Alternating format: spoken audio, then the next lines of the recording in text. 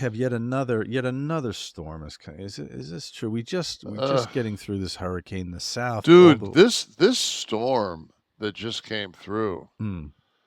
I mean, I'm sitting last night watching the television, and the World fucking Food Kitchen, that guy that's everywhere. I don't know his name. I apologize if you guys can. But I mean, I saw him in Puerto Rico.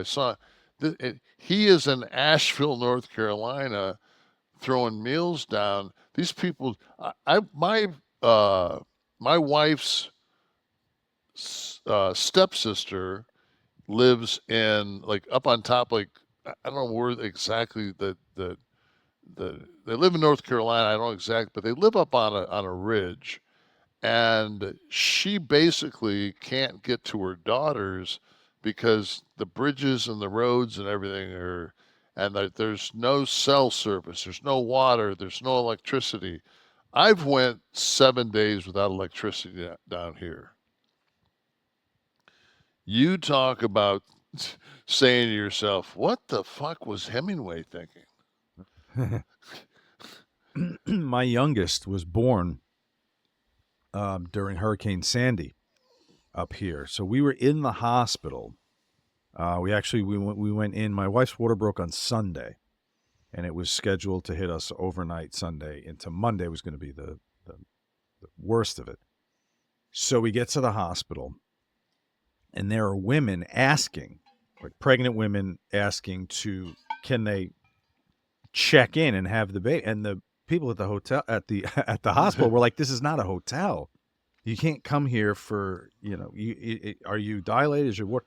So fortunately, my wife's water broke and she was dilated, so she went in, and so we're in there, and they have a generator, so it was a reduced lighting, right? But I could see out the window because we were like on the third or fourth floor, and I could see all the other towns going out, and I'm like, "Babe, we gotta leave here in 2 days.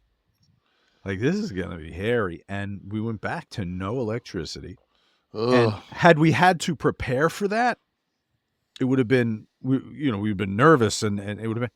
But you just have to fucking deal. When something's foisted upon you, you just have to deal with it.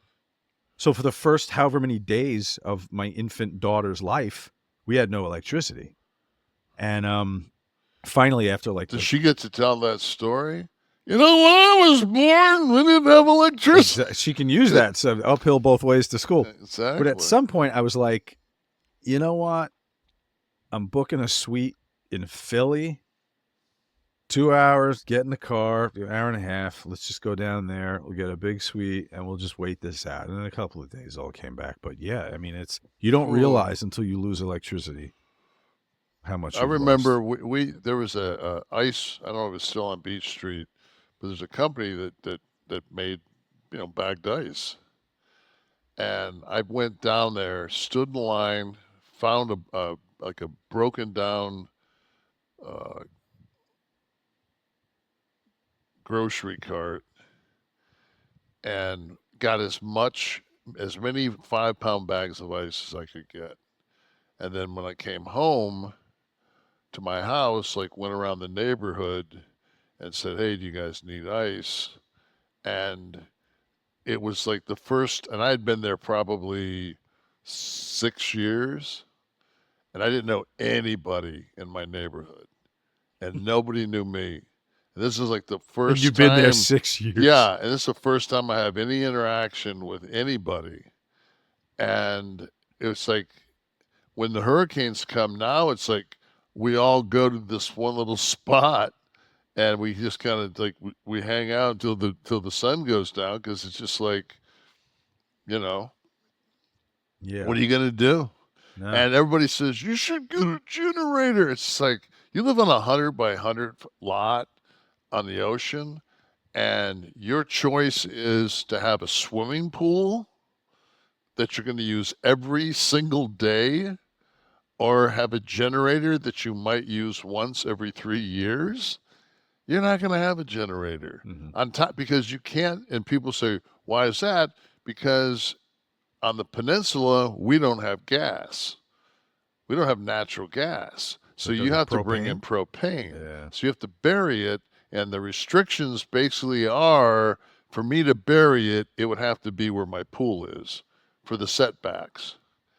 And then on top of all that, I've seen people get one of those. They show it on the commercials all the time on the Weather Channel.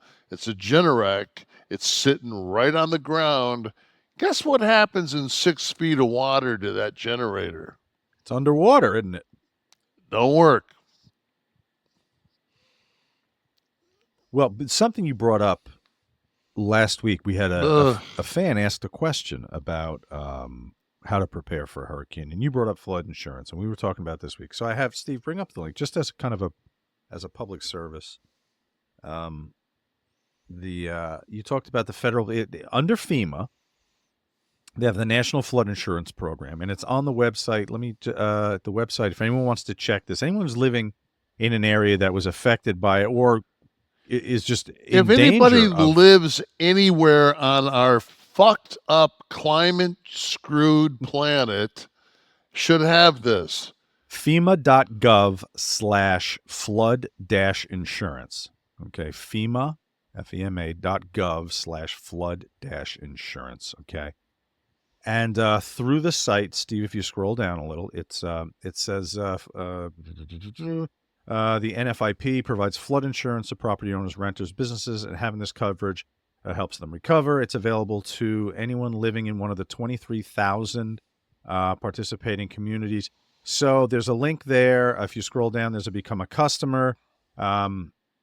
And you can search the companies, the insurers that work with this program to give you the actual policy. So if you're being gouged to death with a $5,000 policy because you live in Florida, it's not. But it's you. You don't understand. This is what I try to explain to people.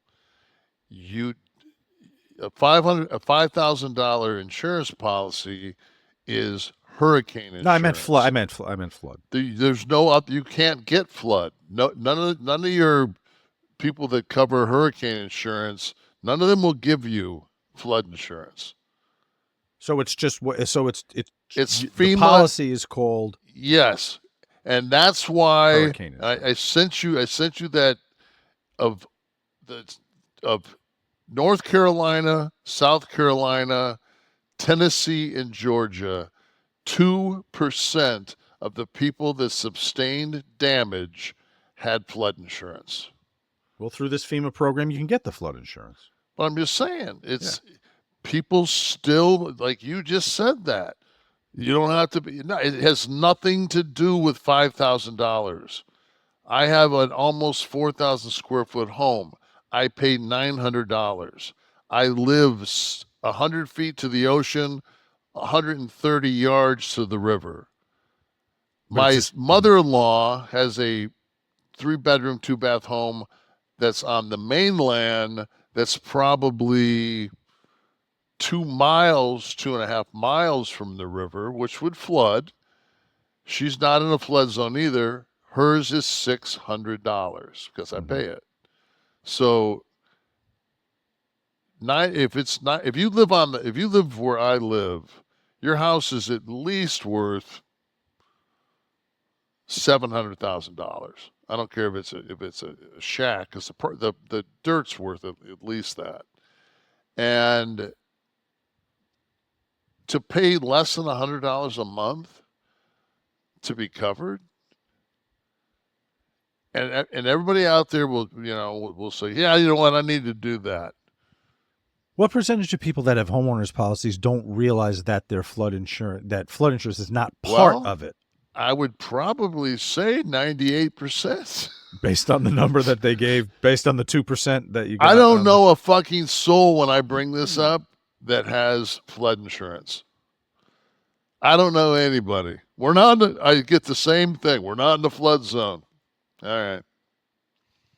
We're also not in the fucking middle of a Angolian fucking conflict, but we all have assault rifles. So it's good. So we do